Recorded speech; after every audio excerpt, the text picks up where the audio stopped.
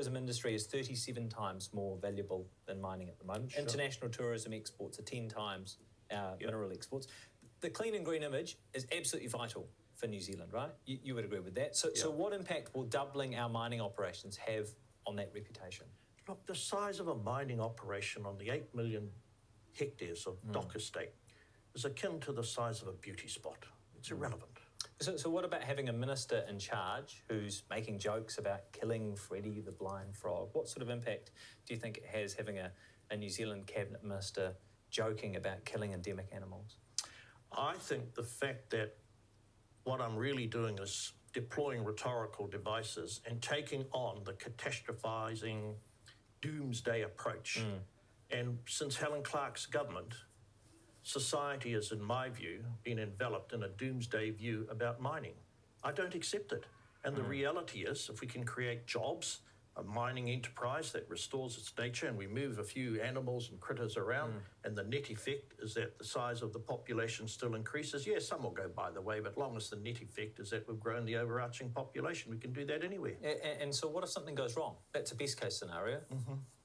Mining is an industry fraught with risk. So what if something goes wrong and we have a biodiversity but crisis? all industries have risk, and it's up to the regulators and it's up to the operators, who themselves will face financial penalties if they don't comply.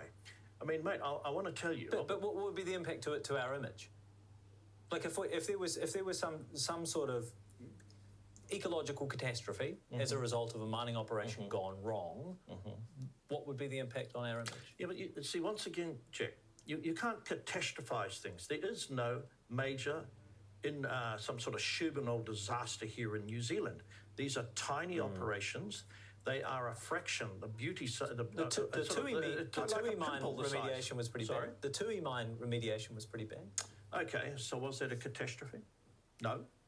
What that represented was the Crown, sadly, after some vagabonds having to spend $300 million. No, that's the Tui oil field. The Tui mine cost $21 million. The Tui oil field, not to be confused, cost almost $500 million. Yeah, but what you're doing is... I would definitely call that a catastrophe. Yeah, but, okay, what you're not focusing on is that the current mining industry should not be held to account because one or three egregious failures, same as the oil and gas industry shouldn't. And I think what's penetrated is this doomsday thinking that the industry don't value their social license. I happen to think they do. Yes, the dairy industry has a concern. It's a top concern for the mining industry, clearly. And I'm interested in this because I'm really interested in your approach when it comes to social license. You criticised the Labor government for the oil and gas ban and the way in which that might have spooked international investors in the extraction space. What is the risk that you as Minister are guilty of lurching to extremes in the opposite direction? Yes, I have heard that criticism. And what I feel that I'm doing through my advocacy is I'm bringing the pendulum back to where it belongs.